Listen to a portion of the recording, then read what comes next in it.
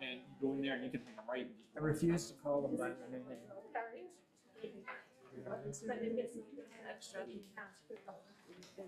I've gone on the divide south. I don't know. If you want to turn it divide south, then you're.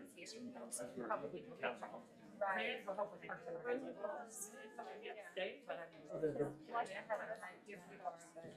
But I know you can. I used to sold the house from strange. To You know, if you.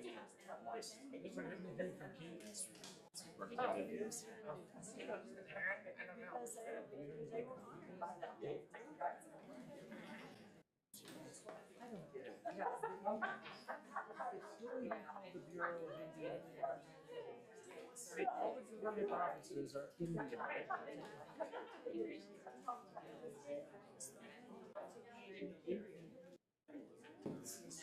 still called the last Driver for. That's. You missed that one. Oh, that's right. We did. That's our math.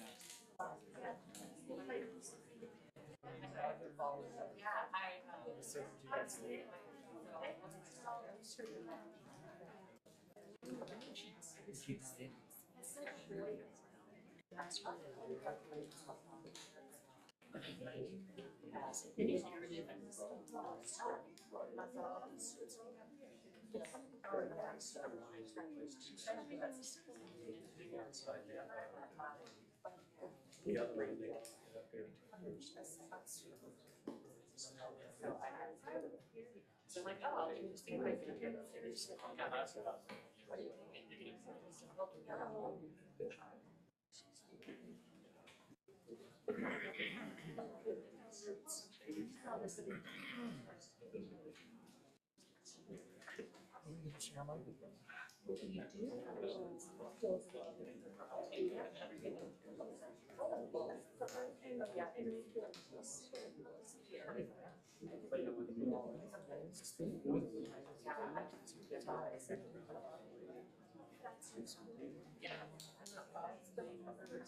I think New York is up there too. Yeah, New York's they're one of about 2021. I think they're even higher now.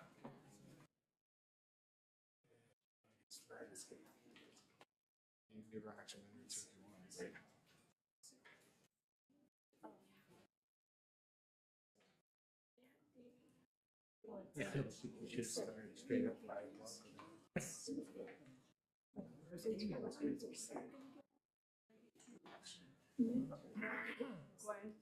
You have one for Keegan?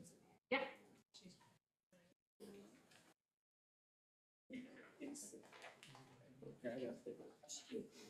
Hey, it's good to see you. You too. Thanks. He was just setting up this agenda, right? So she definitely knows about it. She set it up. She brought it up. Like, definitely knows.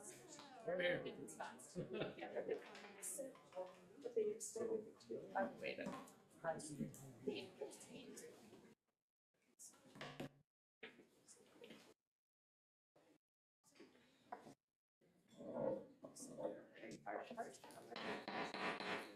I'd like to call this work session to order.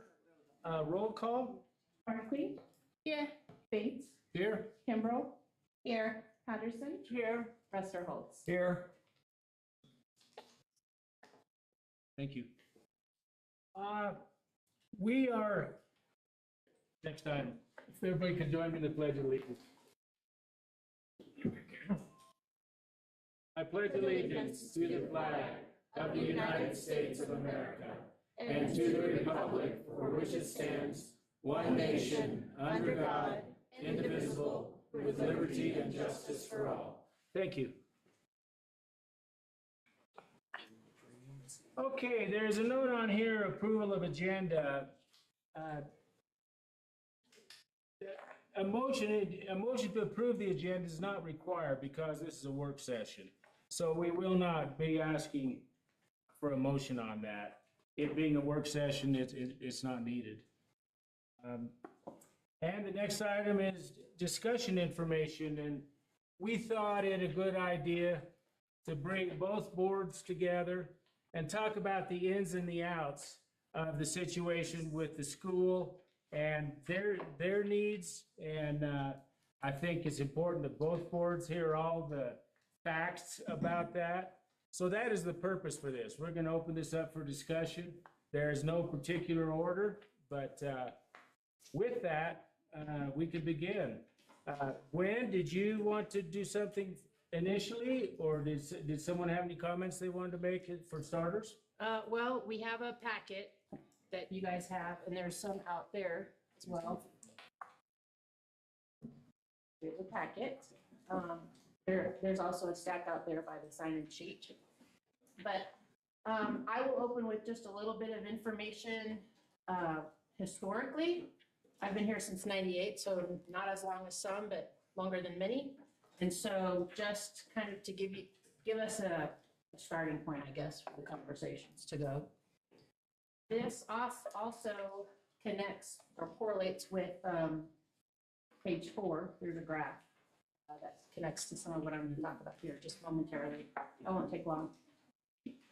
So before I got here, while many others were still here, in 1986, this district had 1,960 students in the Woodland Park High School, Junior High, and Gateway buildings. And Columbine was then built because, as you can imagine, those buildings were probably quite full. In 1993, there were 2,350 students in those 3 facilities. So Woodland Park added 2 more campuses, now totaling the 5 facilities that Woodland Park has currently. In 2001, up until 2001, there was a boom, as you can see, and peak enrollment hit 3,360 students. And that is when the decline in enrollment began. In 2003, the district already lost 260 students in those 2 years. By 2009 and 2010, in the crash, they had lost over 550 students. And that's where all of us residents started to panic a bit. In 2011, the new superintendent was a little bit naive, coming here from other districts that had far more ability financially to approve various bonds, thinking that Woodland Park School District would support an increased property tax. So there was a bond request and it failed pretty significantly. And that's when, again, some frustrating moments kicked in. In 2012, there was a task force pulled together, of which I was a part, along with many other citizens in this community, to discuss the poor morale, poor performance ratings, frustration of the reputation that Woodland Park had down in the Springs and so forth. It was a solution-focused community group. Some of the things that were discussed was, of course, closing a school, having a 4-day work week, which was very, very much put under the table right away, and more money. But there was very little action from that task force. By 2015, we lost total, since 2001, over 860 students from the district. And again, administration was panicking at the need to cut and the poor condition of the buildings. In 2016, the sales tax was approved, allowing some breathing room. But in all honesty, I don't know that we ever addressed the necessary adjustments needed to match the severe decline in enrollment. Our performance ratings had several orange or not proficient ratings, and there was a lot of work that the administration was doing to pull all of that together and bring those scores and so forth up. By October count of 2021, the district lost over 1,500 students, and we are now where we are at the same point in 2021. Keep in mind also, declining enrollment is a statewide issue and something that Colorado and even districts nationally are wrestling with. School choice law, online enrollment, homeschooling have all become national selling points and great options that families have completely bought into and have required. In all of that decline, the past several years have seen many good things, with the district's 2 years of distinction notes, with Woodland Park Middle School and Merritt Academy, top 10% district ratings this past year, national accolades in district sports, and academic notoriety. These are all the pieces that the task force in 2012 were trying to address, and it is good to see this all come together. Merritt Academy is forecasting growth, where other schools are, I believe, forecasting a maintenance of student population. Next year, Merritt Academy looks like will be about 29% of the district population at 570 students. Merit Academy is the second largest school in the 14-school, 4-district region. And next year, we'll likely hold this position, if not close in on being the largest school in the region. Right now, Woodland Park is at 1,844 students, fewer that we were at in the mid-'80s when there were two probably very crowded buildings for the district to maintain. Add to that the fact that Colorado districts are currently funded at 1989 levels when you consider inflation, and you have an issue of resource allocation and severe budgetary constraints, especially when it comes to facility maintenance and improvements across the board. And that brings us to where we are today. Thank you. Thank That was you. good. Comments, anyone so far? I mean, this can, you jump in as necessary. I mean, as I said previously, I think this is a good time to lay all of the facts out on the table. I think it's important that each member of both boards have a good understanding of the current situation. And we need to talk about a way ahead, a path ahead.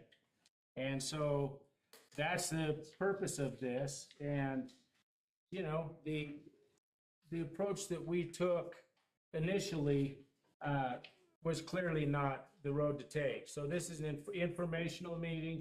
People can, you know, hear the conversation today, and there will be no questions today, but there will be discussion between the two boards. Comments, anyone? So I think, since I wasn't part of any of the conversations initially, I had kind of laid out some of the things we know, right? Like, obviously, we're here today to talk. So I was trying to think of why we were here today. And so I listed some of the things. So what we know, right, here are the things we know. We know that Merritt would like to purchase the property at 500 East Kelly's Road. We know that. And we know, as any buyer would, that they would like to pay as little as possible. Right, that's anyone would. We also know that Woodland Park School District owns that property right now, and that it was paid for by the taxpayers. We know that as elected members of the board, it's our responsibility to look after the district's assets. So, and to make sure that we're utilizing them to best serve and support our students, all of them, right? So if we're talking about selling this building, which obviously is the reason why we're here today, that means we have two parties that need to negotiate, right? And we need to make sure we know what the building is worth, that and that we as a board responsible for taking ownership and responsibility of all of the assets are getting as much out of that as we can, so that we are supporting all of our students. To do anything less really would be a failure on our part to our constituents. So I guess what we need to, the things we actually need to figure out with conversations is, what is the building worth? How much can Merit afford to pay for it? And then do those numbers align? Mr. President, can I? Yes, sir. I was thinking that the sales part, even though it says it on the agenda, I want to hear other options. I don't want to just jump into selling making a decision on selling the property, and then what are our other options? Why does it have to be a sale? Does it have to be a sale? Can it be, why can't a lease option is there to secure the property? I know that we want to make sure that all of the students in the district have a home, whether it's at the high school, junior high, high school, the elementary schools, Merit Academy. We all want to make sure no one is going to lose a facility. So what I'm wondering is, the sale, that is the, what you guys would like to do. But, first I'd like to discuss other options rather than jumping right to that. Well, let's also remember that they're also a part of the districts and they're also taxpayers. So I know that was just a thing, and that we have a set of buildings. How can we best ensure maximizing the use of all of our buildings, even talking, we'll have to probably talk about another building that's not on our agenda, so I won't mention it because it's not on the agenda, but we have that as well. And so, these buildings are also zoned for our education, so we have to think about the zoning as well in that. And so, let me see. So according to a press release, and Mr. Salt, you might not know this answer, is it that the district would save $240,000 with the merit, if there was by reducing the flow through funding to Merit Academy? I don't have any idea Okay. where that number came from. Okay, well, write that on your list, or I can just give you this. So I have a follow-up question on that. Maybe someone from the merit side can answer. Because I was under the impression that with the facilities usage currently, that merit was already covering the cost of maintenance of the building. Is that accurate? Merit Academy covers the operations and superficial maintenance, I guess you would say. All of the health, safety, security facets are district responsibility because it's a district-owned building. So all of the things like the HVAC system at $600,000, the $250,000 parking lot issue that actually started flooding our choir room this year, all of those things are tasked upon the district. And so that we have used district resources and district personnel to complete some of those things. We've had electrical issues, we've had staff got shocked. And so we've had electricians come out and started talking about the needs for the electrical, because apparently when the building was built, they half-heartedly fixed the electrical, and so it's a tiger's nest up at the top. So those are all the things that the district would be responsible for covering, and Merit Academy would actually like to be able to cover that ourselves. We cannot do that until we own the building, because we cannot secure any kind of a bond or COP without having the collateral. And so we've looked at being able to make those facility payments ourselves and make those repairs. But everywhere we go, it says, you do not own the building, you would not qualify. So then we did reach out to admin of Woodland Park, and we said, okay, so we need all these things done. There's safety and security risk. The district has a lot of buildings, probably with a lot of various needs. It's not necessarily right or fair that Merit Academy jumps in front. And so we want to ensure that we have and are able to take care of the facility we're in. Can the district lend us the money? No, the district does not have the money. Number two, can the district be a like cosign? No, because there's a table rule on district debt. And to do so would then offset the district debt, so that if something were to come up with a roof or a boiler or anything else in any other buildings, the district now would be hamstrung and not be able to take care of those issues. So it all comes back to Merit Academy needs to purchase the building so Merit Academy can get funding so that we can actually complete these repairs that have been kind of thrown off the edge for a while.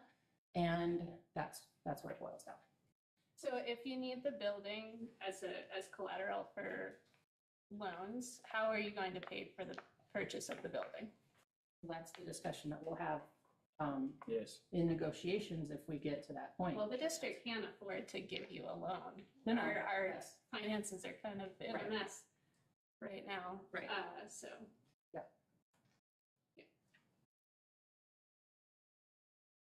There are stumbling blocks to any facet of this. Something that just recently changed that was a big part of it was using the sales tax. That just puts the district and Merit in a tighter spot financially. Keegan, you're right. The school can't afford to do those $3 million worth of repairs either. I mean, and we have needs in every school along those lines from back in 22 when they did that facilities report after they went around and kind of took a look at all of the buildings. There's a laundry list for each building. And I want to reiterate that this ball has been kicked down the road for many, many years by previous school boards. And at some point, someone had to pick up the ball and say, you know, it's got to stop here. We've got to start doing some of these things because they've already piled up to a mountain too high to climb. So this board did start working towards those things. But like I said, there's a lot to be done. Pick a school. One of the things, sorry, I forget about this. One of the things that you mentioned was the sales tax, and that actually was, by nature, an alternative to a bond, to property taxes. And I don't want to go into all of that, but it was a better way to do that because it's a consumer tax, 33% paid by tourists.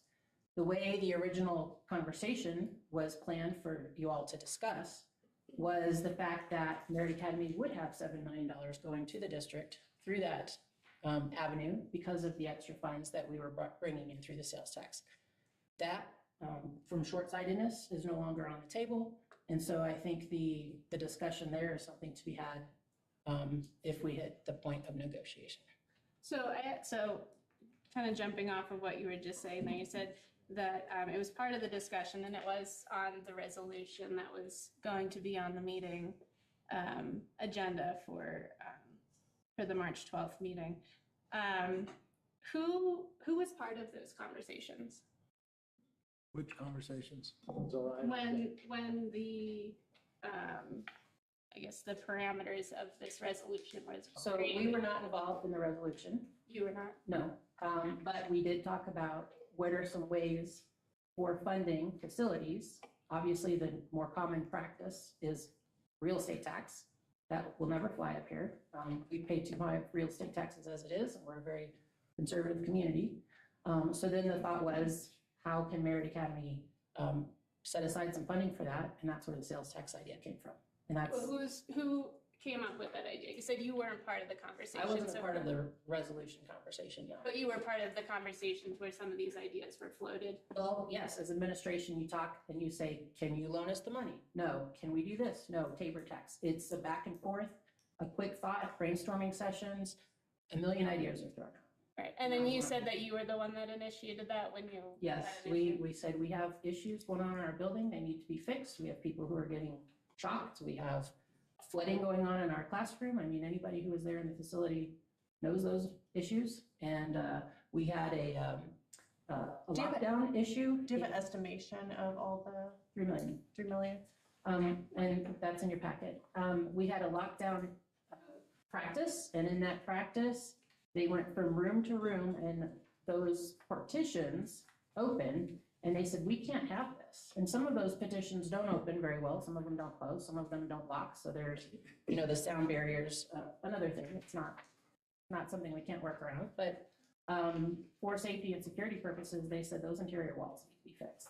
They need to be maintained, they need to be fixed, they need to be reconstructed. So And from the packet and the facilities needs from, I think it's 2021, it said carpeting and flooring, repair, place 6x7, storefront door systems, upcoming new track, replace folding partitions, wall repair and paint, replace bathroom fixtures, kitchen and food equipment, and you're also saying HVAC now and parking lot, electrical.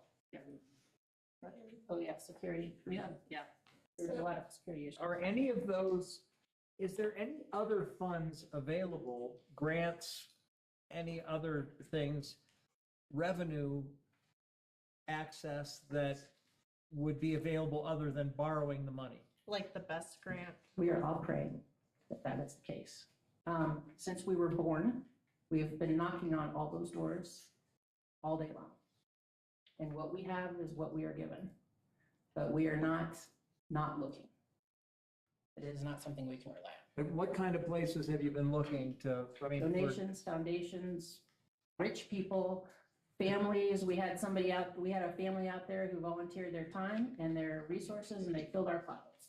They're not pothole fixers. They just did it as a family. We knocked on traditional banks. We've knocked on color school construction, charter school finances. We keep coming to the same wall. Own the building, you will have doors open to you.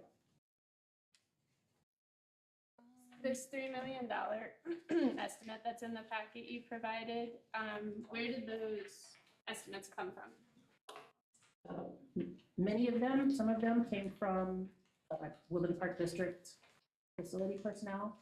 Others came from electricians who came through our facility when they were trying to help us with electrical work and a fire that started in the server room.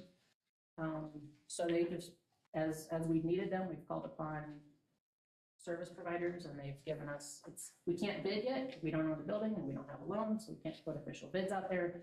Those are the ballpark figures. So, Aaron Salt, since the district is actually responsible for those types of repairs, since we own the building, shouldn't we have been the ones to call in professionals to look at that? We have called in professionals, and Jason can probably speak a little bit better to this. I know when we had the fire with the emergency ballast, we had the electrician that came out and worked with that. I believe the district paid for that because we own the building. There were some other electrical, I know they've called some and we've called some, kind of been back and forth. We don't always get notified of, or at least I don't get notified of all the issues. I know Jason gets a lot more of the brunt of it with him being kind of the face of the facilities. But I know we've tried to maintain and call out professionals and services as we know needed, or our team takes care of it. And so when we look at the other buildings that the district owns, how do we, like, I know there were feasibility and studies done on like what kind of repairs all the buildings needed a few years ago. Obviously or at least I haven't seen any sort of like actual plan in place to how we're going to attack fixing any of these things. I don't think any of the other boards have done that yet. And we haven't currently, but you know, when things are happening, right? We've had issues at Columbine, we've had issues at Summit. What is the current process for determining which issues get fixed first? How do we prioritize? So a lot of it comes down to life and safety, you know, like Columbine, we had some heating issues, and so we had to, trying to, when Columbine had the heating issue, we couldn't have kids in the classrooms there, and so we worked really hard that was an immediate thing. So HVAC is up there, water leaks, that's up there, and so it really comes down to life and safety and kind of trickling down from there. We have problems that are popping up quite regularly, and so, you know, it's really attacking what's the highest priority, and that's kind of how we prioritize those.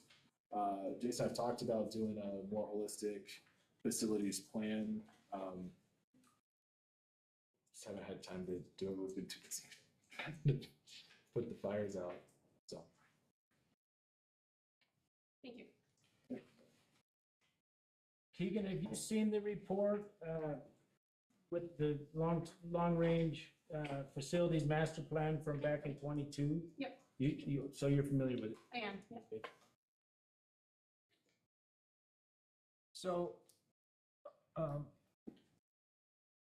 you're saying that the only way that you see forward to be able to maintain the facility is either we, as an entire district, pay for the property on Kelly Road, the one that you're using, or that you have to be able to borrow the money because you haven't been successful at getting grants or any other means of money coming in. So that us leasing the building to you would not work.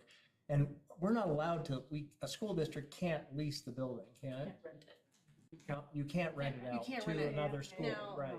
Colorado, So- you can, I don't know, Colorado Springs District 11, so that was leased before they sold the, the school building to the charter school for a cost of 3.25 million.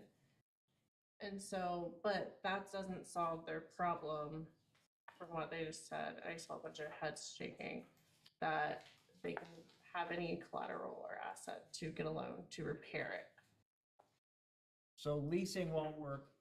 Will contracting it with, if we were to make have a contract with Merit Academy for use of the building for a certain length of time, would that achieve the goal at all? That's where we are now. That's an FUA. So unless the district has $3 million and wants to catapult Merit Academy ahead of everyone else, which we do not want, that's what you're asking for a contract. So there's no kind of contract that could be formed that would help you achieve that goal. Not unless you have the funding to do that, to lend it to us. Because we can't get the funding if we don't own the building. We wouldn't be lending you the money if we repaired our building. It would just be the district Sure. repairing its own building.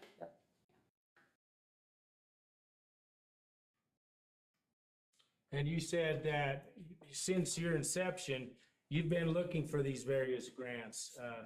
I'm not that knowledgeable of them, but you have been very involved in this, and you've exhausted your options?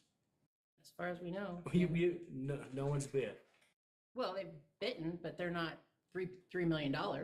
It's 100,000 here, 250 there, 450 there to get us started.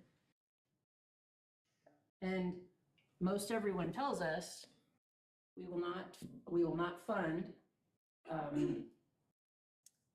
capital improvements if you don't own the building. We will not fund a district's capital improvements. That's what they tell us. If we were to ask for, I believe you, but for the community and people who have questions, would you be able to show that you've, in good faith, approached these lending institutions and that you've been declined? I don't write down that on February 2nd, I contacted so-and-so. Okay. I don't keep a track of all the phone calls I make. Okay. But yes, I mean, go ahead and call them for us. Happy to have you do that. They'll hit the same.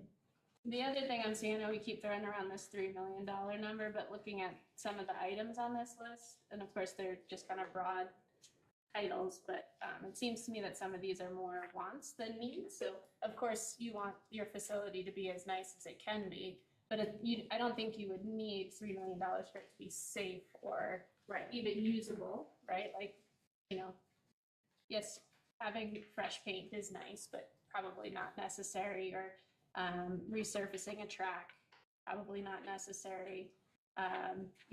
Replacing dry erase boards or cabinet faces are probably not necessary, because you could probably knock it down to a much more doable thing. And then some of the other ones are things that the district who owns the building would be responsible for taking care of.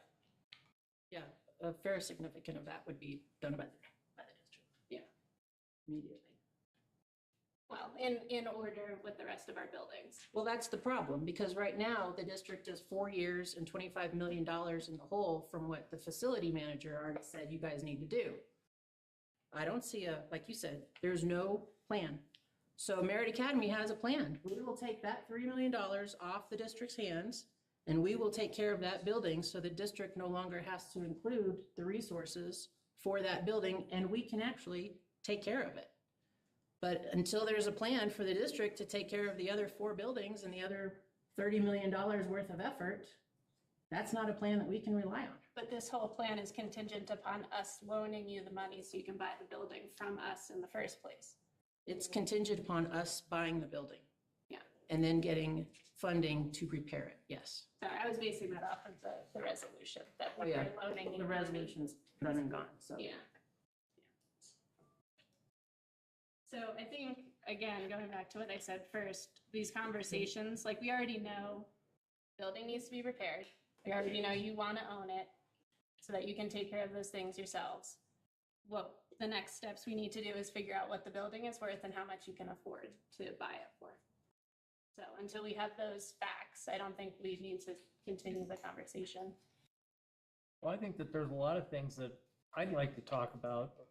Yeah. I mean, without ending the conversation here, that I would need to know is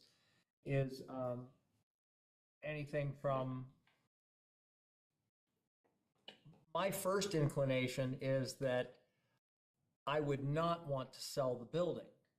I would want to find a way that you're able to achieve the goals, to be able to make the repairs and grow as you need to grow without holding it back. But I've just wondered, I keep wondering, is there a way to do it? So that would not be my first choice, but I still want to see not get in the way of success, because you guys have proven that you are able to run a successful school. So, if we were to sell it, is there a way that we can ensure that if something does go bad with Merit Academy down the road 10 years or whatever, or you decide to move and build in a different location, is there any kind of way that we can make sure that the district still can own that property? So that's my question to you guys. I will say in Colorado revised My statute. question was to that. Well, I know, but I just, they can answer, but to Yeah. the that's what you statute, mentioned. it said if a charter school has purchased a school building and grounds pursuant to this paragraph, vacates the school building and grounds, or elects to sell the school building and grounds, the school district that sold the school building and the grounds to the charter school pursuant to this paragraph shall have first right of refusal to reacquire and purchase the property at fair market value or in accordance with other terms of the repurchase established by mutual agreements of the parties. Okay, Gwen, we're all pretty much agreeing that we can't afford to loan you any money. If the charter school is in fact part of this district, there's almost 600 children or potentially in that school out of 1,850 students. We were to sell you that building for $1, you would be responsible for the upkeep of that building and all the improvements in that building. And if anything did happen to Merit, which we don't expect to happen because you're the fastest growing school in the district, then the contract must say that we will buy the building back from you from the amount that we sold it to you with all the improvements that you have put into this school. So how, in my eyes, is that a losing proposition? Because it's for educational, property is for educational purposes only. It benefits you. It cuts out the liability. The school is still in the district. It's just under the Merit ownership. So you have the capability and the avenues to make the improvements in the school, which we all want. The school would have to come back to us for the same price that we sold it to you. And so I don't see where the problem is at all. Well, I don't know that selling it for $1 would be a good idea because that wouldn't help the other buildings in the district. It wouldn't help the other students at all. And we'd be giving up one of our assets. So if we wanted to take out loans, we would have less collateral to do so. So we don't want to give it away for $1. That would be a very, very bad deal for the rest of the students in the district. It's not common practice in Colorado. I mean, I don't know if it's common practice in Colorado, but it is common practice at my state where I come from, because the dollar thing in Indiana, and I was doing some research, I found it interesting. It's about trying to keep kids in schools no matter what and reusing those buildings that are zoned. So I'm not saying, an amount, my question was after Sue was, Mr. Saul, is there a way to find out what we would be saving or the operational cost of everything if we did not have the middle school under our umbrella? Sort Our of like, finances are straight, we can look at it, and it should be itemized. Well, hopefully our district's not in the dire straits where we need all of these buildings to apply for any kind of. if you just loan. write that. I'll find out for you. Thank you. Also, my next question to you, Mr. Saul, is, do you know of any other incidents or things that for charter schools that would be able to get funding or buying or purchasing buildings, or what that looks like? Or do you have any sort of historical past or just any information that you could offer? I know we are looking into the best grant for ourselves for some of the capital projects for next year.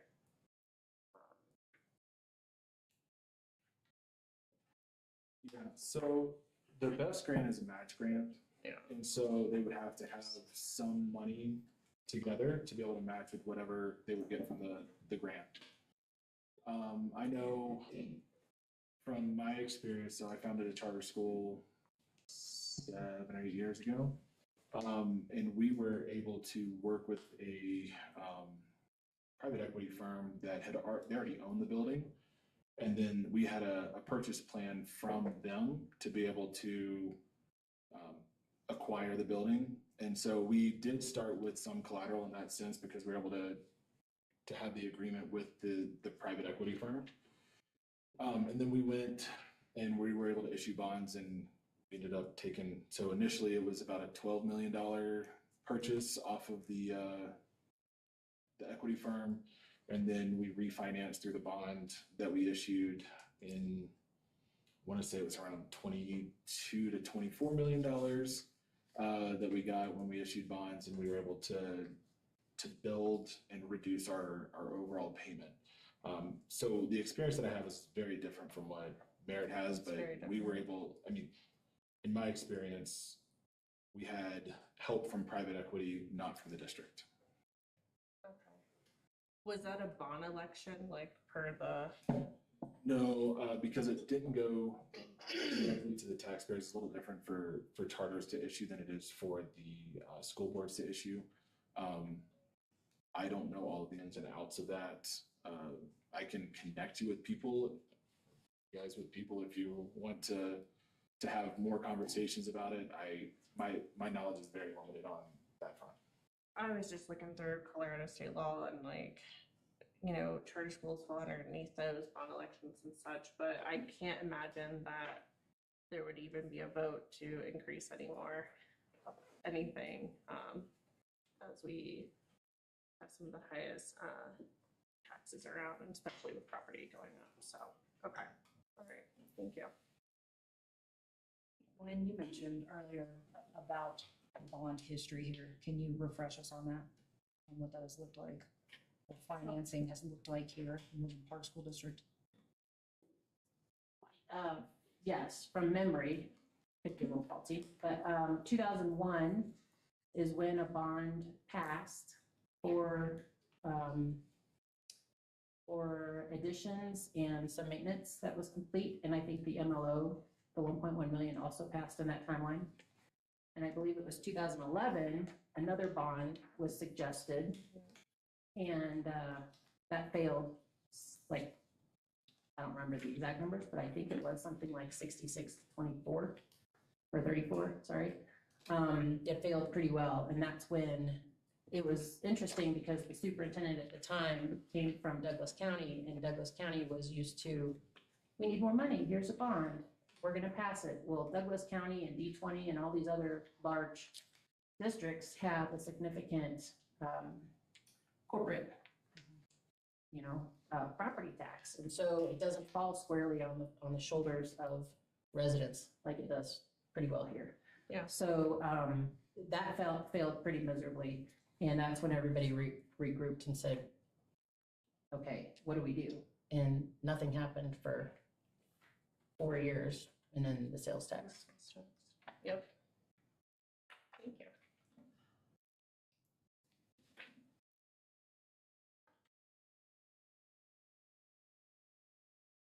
We have, over the past years, most everyone in here has seen that, the ambulance district came to the till, I think 2 times initially, and then the 3rd time they did get that monies, but taxes aren't a very popular thing these days and haven't been for some time. I mean, people feel overtaxed already.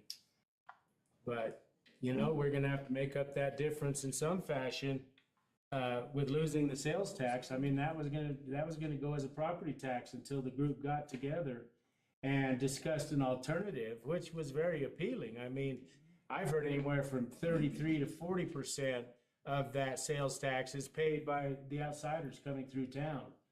So, Why are we, I'm sorry.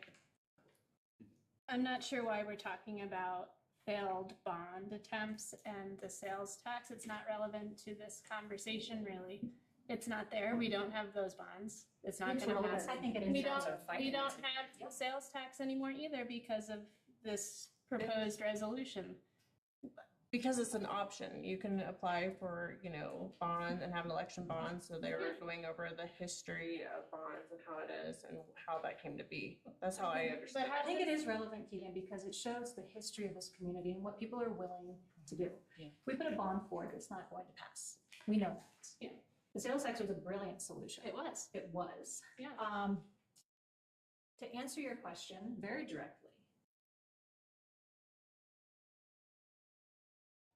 you say you want to take care of all of the kids in the district. Yep. Can the WPSD afford to fix our building right now? No, but we have to look at all the But what- buildings but all what happens together. tomorrow when We our also can't HVAC afford to fails? give you the building. What happens tomorrow when our HVAC fails and there's no funding to be able to fix it?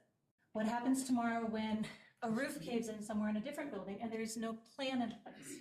What we are trying to do sitting here as a group, is come up with solutions. Do you think we're gonna pick the building up and move to Montana? No. We are educating district children in a district facility, and we are trying to come up with solutions to be able to fix that facility for the safety and security and comfort, so our teachers aren't getting shocked of the people in that building. Yeah. That is what we were trying to do. We're not trying to steal something or get you to give us something. We are trying to educate children in a safe building and take care of that building on our own. That's what we're trying to do. Good. I was So elected so to do if the you same can, if you thing. can explain to me how the district is gonna step up with a solution to fix our building and put all the other buildings beneath us, that's not fair. No, we That's wouldn't. not right. We wouldn't. It wouldn't We be have a right. solution. We're trying to work on a solution to be able to manage our own facility and not have to Right. to So that's- fight with And 5 different And I think that buildings. is 100% acceptable. So what we need to do is figure out what the building is worth and how much you could afford to pay for it. That's all I have Okay. said. Talking about bonds, talking about the sales tax, none of that matters. We need to know what the building's worth You're and we need to talking know about what the you can pay bonds for it. And asking why it's relevant. Yeah.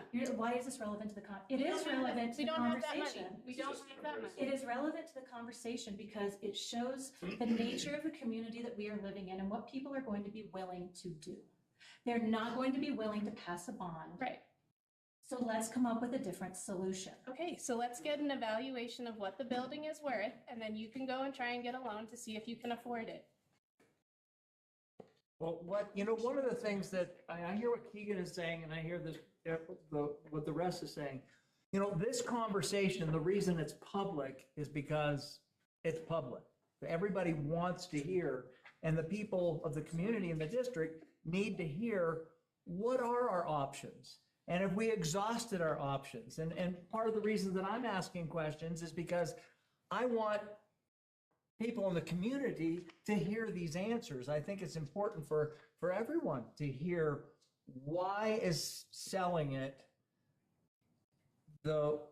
looks like it may be the only path forward to be able to take care of the facilities and for you to continue growing as a district school. So, that's why I keep asking, and I want to know about bonds, and I like to hear the history so that everybody else can hear it, and hopefully we can answer as many questions for the public as we do for ourselves in making this decision. So, I mean, that's why I want to hear all those, everything, so. And as Glenn has said, every single door we have opened or tried to, or any kind of grant, donation, anything, they tell us, if you don't own the building, we will not fund anything for facilities, period. Every door is closed in our face on that. And that's why we're here at this conversation. Sure. It is worth noting to Mr. Salt's point on the equity companies that are out there. There's a couple that we were speaking with, and the sales tax revocation is, applicable here to talk about as part of the loss of funding. That does remove the ability to pay a big chunk of what could have been debt service. We are in a taxpayer-funded building teaching taxpayer children, and it's been paid for once by the taxpayers. Are we putting a purchase on the backs of the taxpayers again for something they've already paid for once?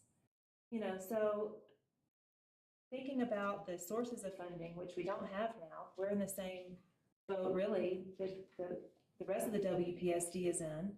You can't afford to fix the buildings, all of them. We can't afford a hefty debt service on purchasing. So we're kind of stuck, right? So what we're looking at is, well, how can we accomplish, to Mr. Rusterholtz's point, how do we accomplish what needs to be accomplished while protecting the district, while being able to allow Merritt Academy to take that responsibility off the shoulders of the district, so that you can think about other things. You're in the process of looking for a new superintendent, a new CFO. If there's one less checklist item that is a problem that you have to deal with, that we can say, all right, it's a liability for us to take on to make those improvements and the capital repairs and things. But if we can take that off of the shoulders of the districts, that's one less thing for that new person to figure out. Can we create a win-win? Can we get it done? And Ms. Patterson brought up the dollar option. Well, that's just, it's paper transferring ownership to accomplish a need. It's paper transferring back ownership to where it came from when that school, public school, is gone, if that public school is ever gone. So, I personally like to explore that, because I think that it is, it's something worth considering. We're in the same district, we're in the same community. What benefit does the WPSD have to retain ownership of 500 East Kelly's Road when you're not using it? Well, again, I go back to, let's figure out what the building is worth and how much you can afford to pay for it, because if you did actually purchase it for value, then we could use that money to go repair the other buildings, and then the sale of an asset would make sense. I hear what you're saying. I hear what you're saying, Keegan, but Mary, what you were saying is, I think, something that maybe we should talk about and dig into a little bit. Taxpayers already purchased the building.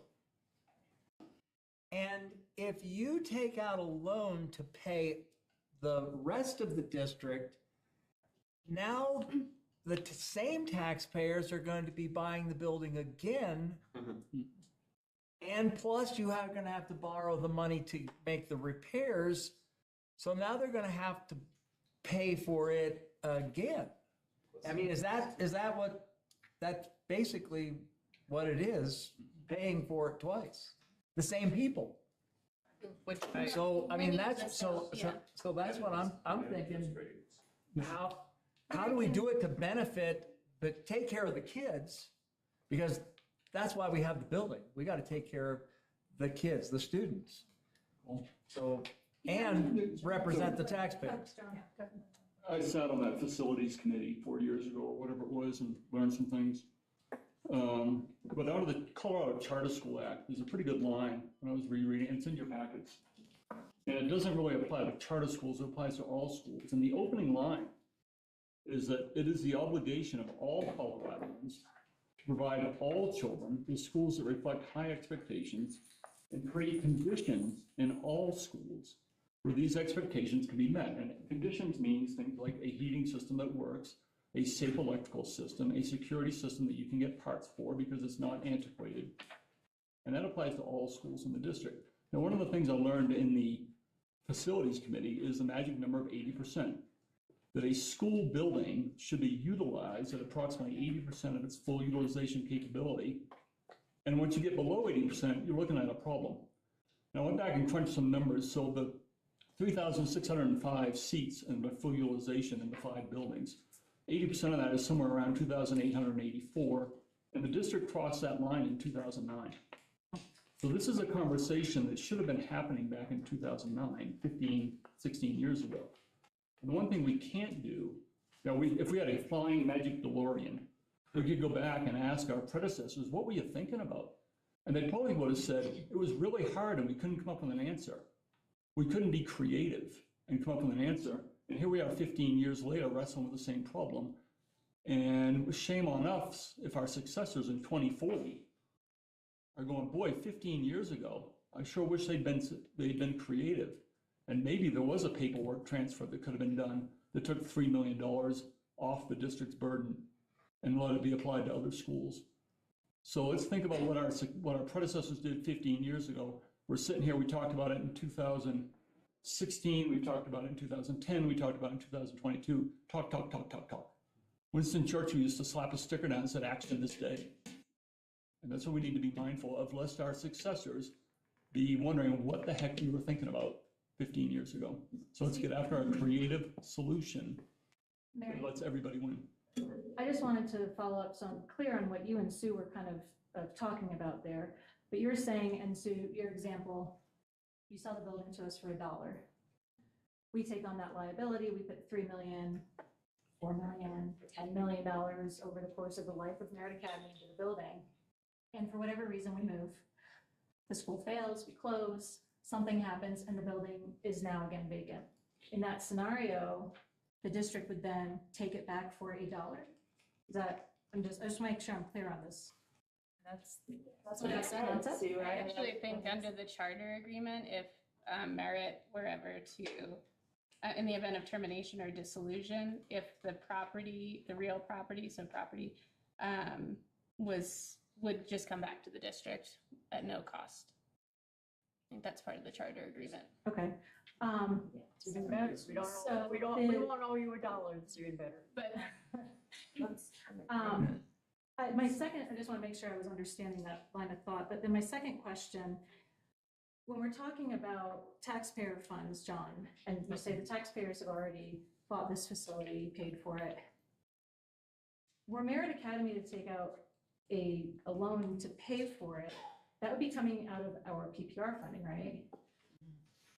Have the other schools, when they've been built or when they've been acquired, I think they've all been built in this district, are those funds also taken directly out of PPR funding, or do that come from grants and other things? Because it seems like that's actually asking kids to pay for the building that they're in. Taking money directly away from PPR that can be used for curriculum and stuff. I'm just wondering, in the past, how were the other buildings? When built, they were built with bonds, the bonds that the taxpayers paid for. As repaired, they are coming through the district's funding. So the repairs have been coming through the revenue stream that the district receives, but the actual acquiring of that property comes through the bonds that the taxpayers paid for. Okay. Okay, I'd like to add that you're talking about the per pupil funding, and Director Barkley, you're talking about what is the value of the building. I think there's a more personal connection here. It's not like a charter school from Pueblo wants to come up here and start a charter school and buy a building. This charter school was birthed by a local community. And these are our children that have lived in this community. Some of them are out of a district just as Woodland Park, but this is a community initiative. And now we're talking about It's all about the money. What is the fair market value or the value of the building? I think and I agree that we need to service all the children and devise a plan to make the repairs on all the buildings. But this is a starting point, but these kids are within our community. It's not like strangers are coming up here in this town and saying, we want to buy your building for $1. No, these are in-house kids already. And I think that's the way to go, to treat them like they are in our community and they are our children. The land value alone. Okay, is no sir, public comment. There's no comments. Okay, I'm just telling you, the raw land is worth $4 million. And which child, I ask all you, what family is in Merritt's gonna pay? I'll put that on their backs and pay that money. These are our kids already. I think it goes back to that point of we can't get the funding. We don't own the building. The district is not in a position where it can either lend us or just fix the building.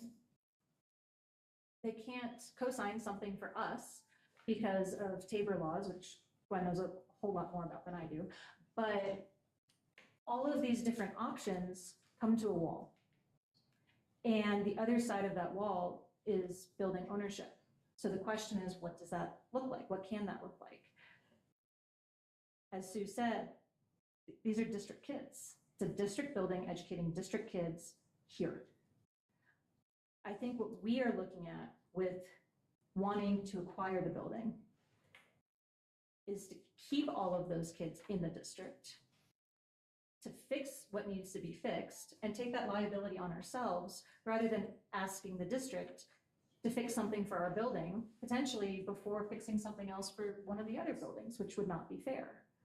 This is us trying to solve a problem without creating any other problems, taking that responsibility on ourselves.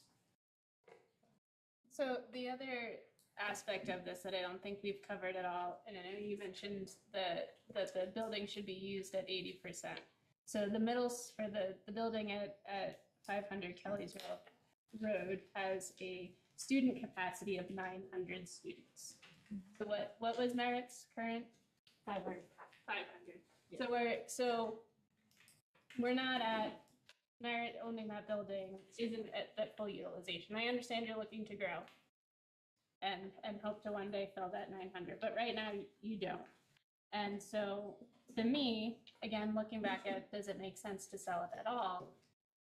There's a possibility that the population in the other schools fluctuates as well, to the point where we might need that facility again as a mixed use like we had in last year.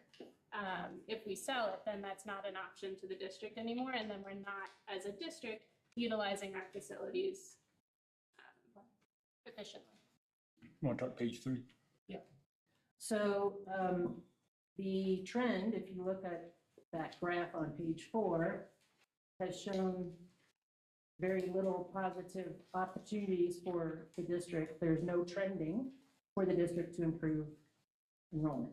So hoping they improve is one thing, certainly, and Gateway is empty. Number 2, you look at the facility capacities and their functional capacities, so comfortable capacities. This campus right here, the junior, senior high, I think is what it's now called, is at 58% capacity. Merritt Academy is at 56%. Columbine is 64.9, Summit 61. Next year, we have already gotten our intent to enrolls and our registration. I think a conservative number is we will be at 570 students, so nearing the largest school in this district. We will be at 63% capacity, assuming Columbine and Summit stay the same. They will be at 64.9 and 61.2. I honestly don't know what the forecasting is for that. And the junior high, senior high campus is right now, there are 75 sixth graders in the Woodland Park School District, and there's 149 graduating seniors. So assuming they're gonna lose that 74, plus possibly garner some more, I think a conservative, positive estimate for the junior senior high campus at 625 takes that building to 52% capacity. So over the course of the years, there's plenty of opportunity for this district to grow. And Merritt Academy, as you can see very quickly, is going to have the highest capacity in all of the buildings, because we are the ones who are showcasing growth. And we are starting from kinder through 12th grade next year. We have 12th graders. And as all of those students mature and graduate within the enrollment, our numbers will escalate. And we certainly are forecasting strongly and conservatively at least 700 in the next several years, 4 or 5 years. Right now, we are looking at, for instance, 5th grade. We've had our lottery. We have 44 5th graders at this point in time. No, sorry, 44 4th graders. They all are returning. And we had a number of students who want to come in as 5th graders. We called them all and we said, you have to be serious about this because we're going to hire another teacher. So next year we will have 60 5th graders. We are adding another 1st grade, we're adding another 5th grade, we're adding seniors, and as those groups go through, our maturation rate will extend. So when you talk about forecasting for growth, the only school that is showing growth is Merritt Academy, and the only school that is showing an increase of capacity within their building is Merritt Academy. Well, That's really good. You know, those are all encouraging numbers. You've done a great job. And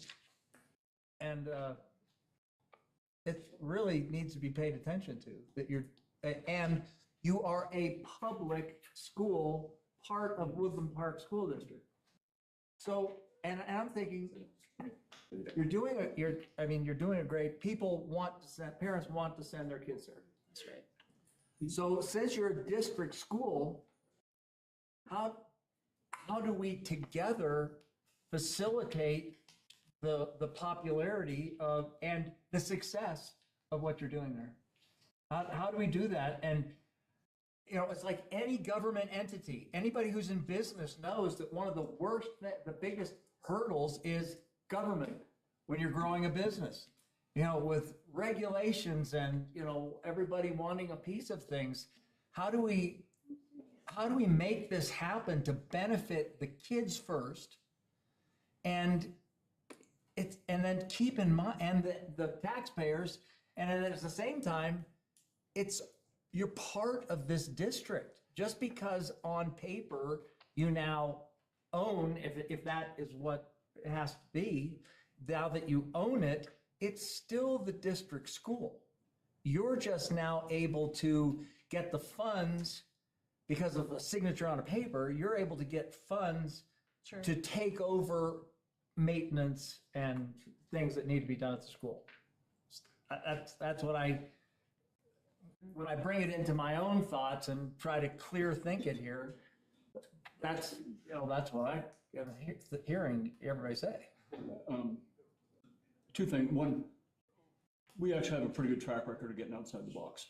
When you go from the Lutheran church, Nicole's laughing over there. You go from the basement of the Lutheran church, and 3 weeks in, one of our devout Catholics walks into the Methodist church and talks him into getting the basement key in an hour.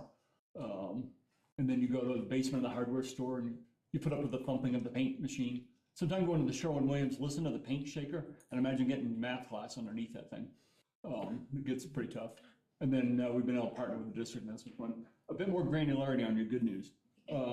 We did have our lottery. We had 142 applicants.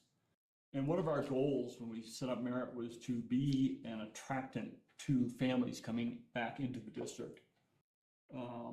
We had 34, let's see, of the 142 students, 79% of them did not go to WPSD schools last year. How many? 79% did not go to WPSD schools last year. Where did they come from? Well, 34 came from another district. So they may have lived here, but they were going somewhere else. That's the biggest cut. That's the biggest cohort. 31 of them are homeschoolers returning to full-time school. And so that was pretty, as a homeschool parent originally, that was pretty exciting to see. 24 of them went to schools in other districts. So whether it was Cripple Creek or Lake George or, you know, so they're coming from outside the WPSD, coming back under the WPSD umbrella, if you want to refer to it that way. And then we had another 15 part-time applicants to be in our part-time programs, our part-time Merit Academy homeschool support program. So lots of children coming back to the district brought to the choice of a classical education. So I wanted to share that additional granularity with you in terms of good news stories. I don't have it written down here. I thought I had it written down. I think it was 21%. We have people coming from North Carolina, coming from California, coming from all over the country, and they're saying, and when we talk to them at our parent information meetings, they're saying, we looked at Colorado, we looked at school websites, we wanted to come here, want to come to this school. And I've got some other vignettes that I want to carry on with, but lots of kids coming from outside the WPSD to the WPSD. So reinforcing that success is pretty important. Good job. Those parents said that the reason they moved to Woodland Park was to come so that their kids could go to Merit. Yes. And in some cases, they were coming to Colorado, but they looked for where to settle. Mm-hmm. I tell one. Well, David and John, I don't want this to become a, Right. hey, let's say all the great things about Merit and overlook the fact that there are great things going on in the district as well. This is not an us versus you guys. These are all district kids. And so I feel like the conversation is going a little too heavy in terms of let's praise Merit for everything that we're doing. And while we really appreciate that, we are a part of this district. And there are some amazing things going on in the traditional district schools as well. And so I don't want you to think that we overlook that either. We stand on a very strong platform of school choice. And so parents who have the same philosophy tend to search for, if they're moving, as John has said, will search for a place based on schools. And I think that in the WPSD, Merit Academy does draw that type of like-minded parents. But what it's also doing is drawing a family to our community. Dollars being spent in our community. Maybe they have 5 kids and only 2 of them are good at Merit Academy and the other 3 go to the district. This is a collaborative journey. And so I don't want to get so far down the road of, hey, let us tell you all the great things about us without looking at the fact that there are really great things going on in the traditional schools too. I mean, I was blown away by Lion, Witch, and Wardrobe. Phenomenal, absolutely phenomenal. And some of the other things that I hear about going on in the district, it's like, that's really cool. If that's the choice that you want to make, we have a different choice. So I'm done. I just wanted to make sure that we were addressing that. Because like I said, I don't want this to be a, hey, let's just talk about how great Merit Academy is. This is a meeting to discuss a solution for a financial problem that we are all facing together, especially with the recent stripping of school funding, that we have to overcome. And so I think we should get back to trying to focus on that solution. Oh, I'm done. And to piggyback on that, and bringing it back to facilities, it's in everyone's interest in our community, for our community to thrive. And the school choice, like Nicole said, we firmly believe helps to facilitate that. Making the Woodland Park School District as a whole healthy and attractive has to be the utmost importance. It's the utmost importance to us, it's the utmost importance to you, and I think to our community as a whole, because when they are bringing their families here, they're taxpayers, they're spending money, they're bringing kids to our schools. And so to find that solution is good for everybody. And when we hit a roadblock, kind of like we are at right now with having a potential solution, it's worth exploring. There are, if you look at public schools in general, they're all struggling. Money's just tight, it has been for forever. And so it's beneficial to our entire community to be able to offer this school choice. it benefits everybody in this room. We can offer some things that others can't. Clearly, people have seen that and have elected to move their family here. I mean, I spoke to a couple that picked up, he was a construction guy. They picked up everything in Crested Butte and moved here to take advantage of Merritt. So there's a lot of benefits to having the school choice here, and let the people decide what works for them, because they have many choices. Right. But also, Adding to that, there are a lot of families in our district that have a child in Merritt and have a child in the district. So again, we're splitting the families here. It needs to be about the entire district as a whole and community, like Mary was talking about, and a way to go forward so we can start addressing all these other issues and it's behind us and come together as a district and work on a solution and move forward for the families instead of splitting the families. Showtime synergy. John, were you going to say something else? But, and all the kids and all the staff deserve a decent facility to work in. The better we can make that facility, the better the staff will track, and we snowball. If we can get the facilities taken care of, it just adds to that positive momentum that we see in all the schools. And creative solutions to how to do that is what we need to look for.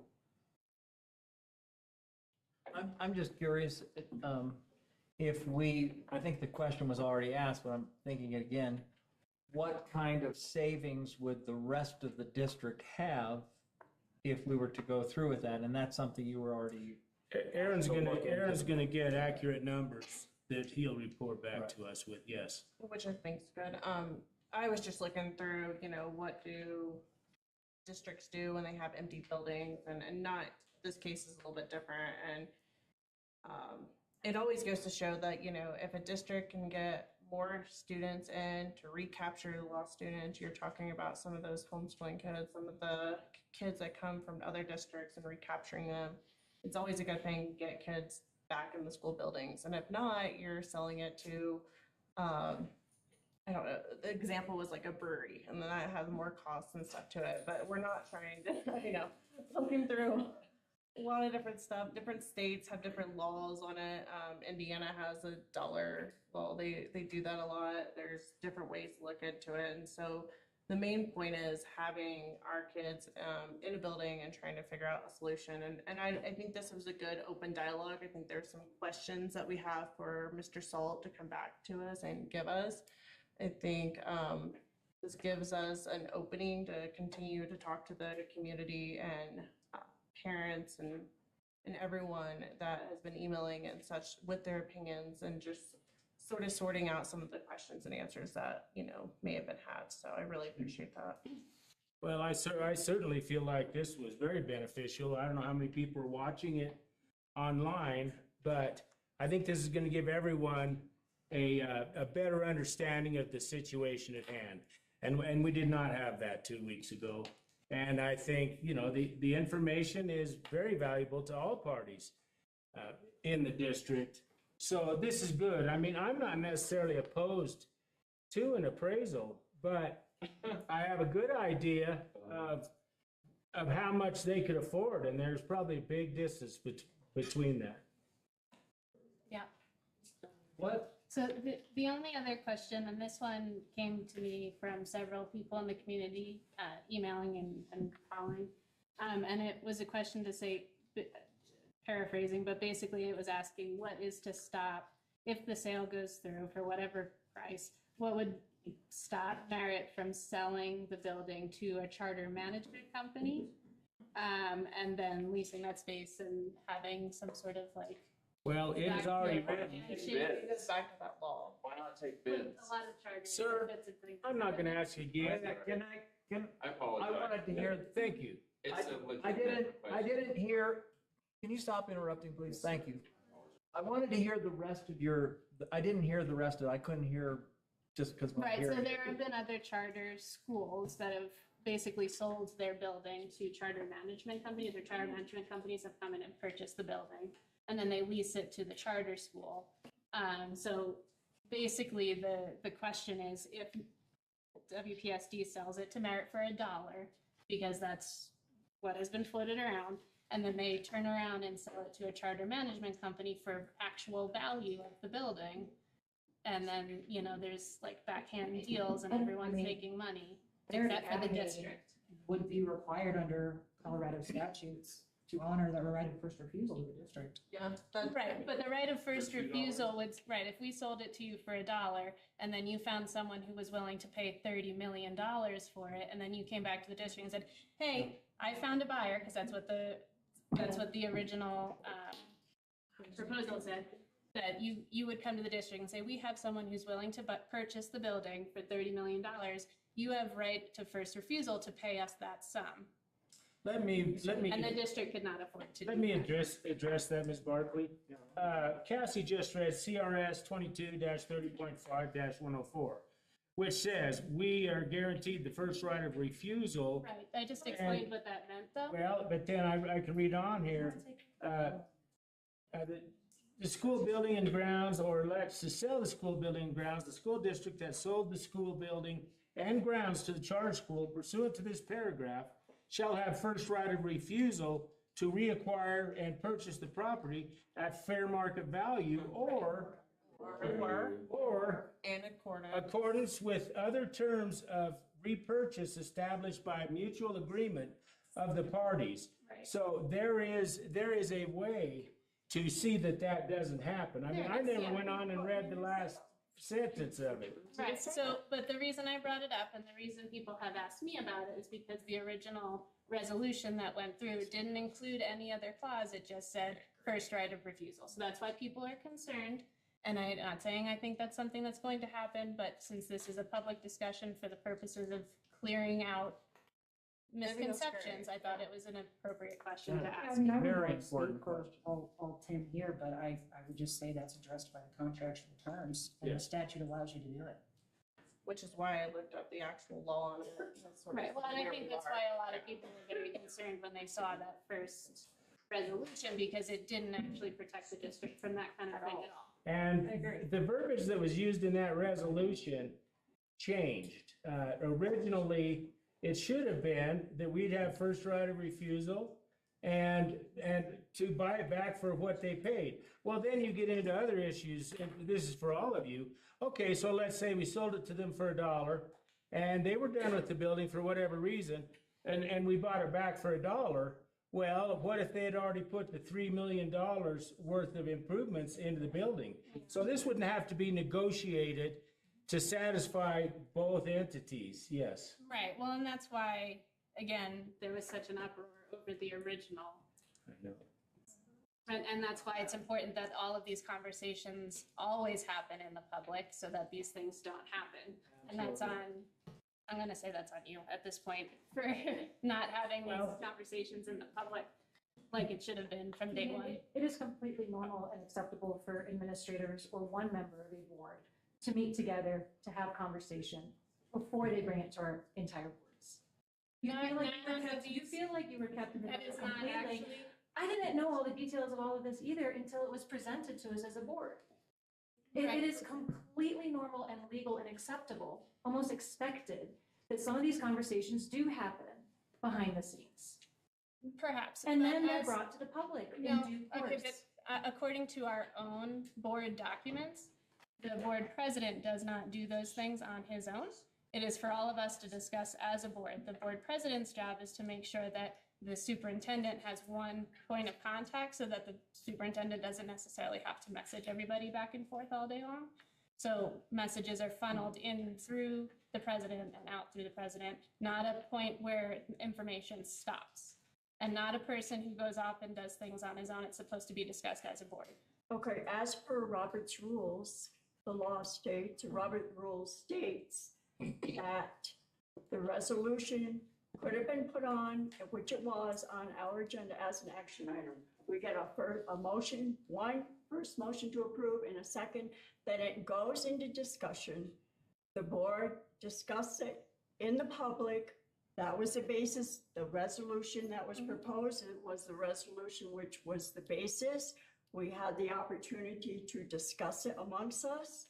And then we had the option of tabling it. We had an option of let's discuss this further. But that is the proper role of Robert's rules. You put it on as an action item, you get a first and second motion to approve, then it goes into discussion. Yes, you can also just have it as a discussion first before there's an action item. And also, in the year and a half I've been on this board, there has not been one resolution that didn't pass 100% exactly as written, despite discussion that things weren't perfect. It has never been amended once it's printed as a resolution. One thing, I know this is kind of jumping it, but since we're on this subject, I would like to have asked that we, as board, maybe even two boards, work together. I just throw that out. That we discuss the things first that we would like to see in a resolution, and then have it written, and then discuss and approve, vote it up or down. I'm good with that, David. Anything else? Anyone else? Anyone have anything else? I do have a question for you. What are our next step going forward then? Well, After today's meeting, what are the next steps? We will make a plan for that. This meeting was important to get the facts out on the table, to discuss what the next move would be. Would it be an appraisal? I don't know. We'll have to have conversations about that, and we'll work to keep this ball rolling in a positive manner. But this was important. I think a lot of things were brought up here today that all board members needed to hear, and as well as the public having the opportunity to set in on this. I have another question then for Merit Board. Is there a timeline that you need decisions made that we need to work through? Just, I'm curious about that. Before the reelection.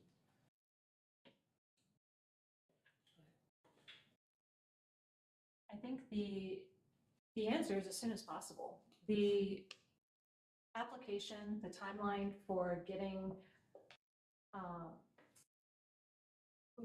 funding in place, it's not like, hey, let's sign the documents today and tomorrow we get money. There is a long process. And so even if we sign something today, we likely, by the time we could get funding, get bids, I don't think we'd even be able to get completed this summer. We'd probably be looking at a lot of things getting done next summer. And so, or maybe next Christmas, because I know a lot of this stuff, the bigger things need to be done when the school's empty. So the problem with continuing to kick it down the road, which is what's happened for decades, which is why we're in this position, is it pushes out the timeline in terms of when we can actually get these things addressed for kids. And so if we look at tomorrow and we say, okay, we can do this tomorrow, we're looking at not this coming summer, but the next summer to maybe be able to fix the HVAC. Because one, I'm sure you guys all know you have to go through bidding processes and all of that. And so it's not a fast process. Nothing government is fast. And it's not a cheap process. So it's, as soon as we can figure something out, let's figure it out. And there's really not a lot of time to waste on it. Anything else? Anything else, you guys? Well, with that, the meeting is adjourned. We do not need to do a roll call because it is a work session. Thank you, everyone.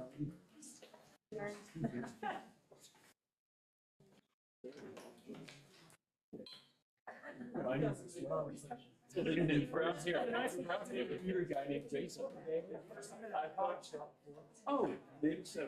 Let's see. And it was representing.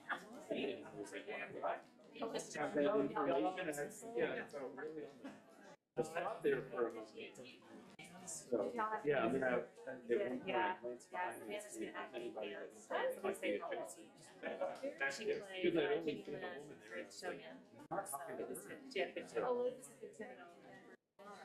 I mean, if these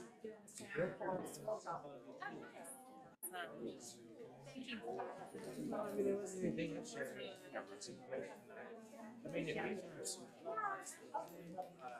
that are fitting in for it, then you can certainly talk about it. We're not saying anything. So I think the thing is,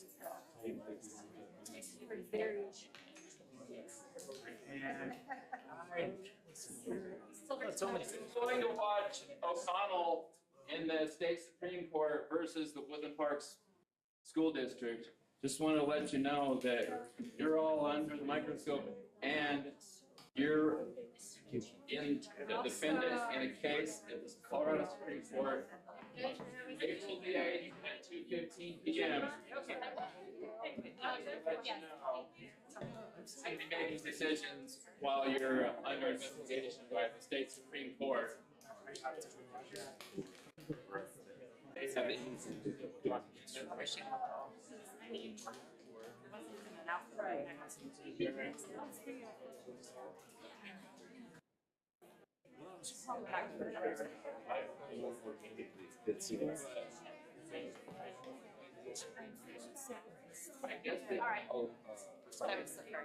This is the first one I've seen. So I don't know what it's do we need to help tear it down? no, we're not. Have to go on. I may just keep it going on the way home.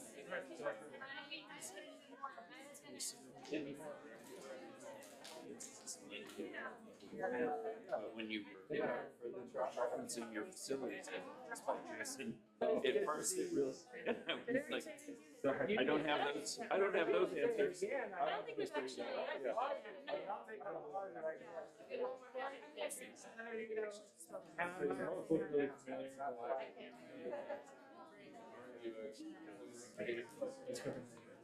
Thanks for hosting this. And it's time to just like. I appreciate it.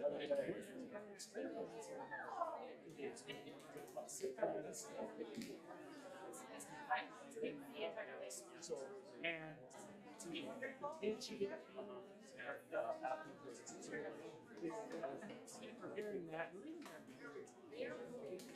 Well, that's kind of what, this conversation about the other things.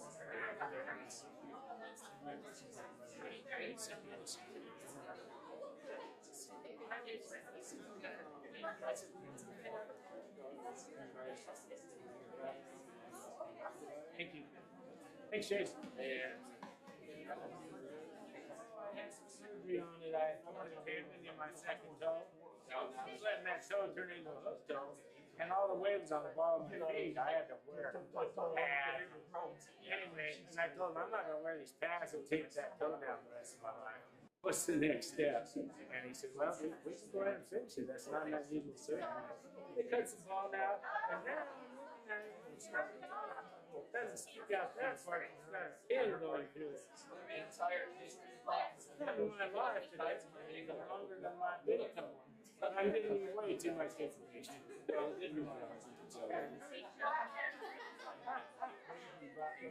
good.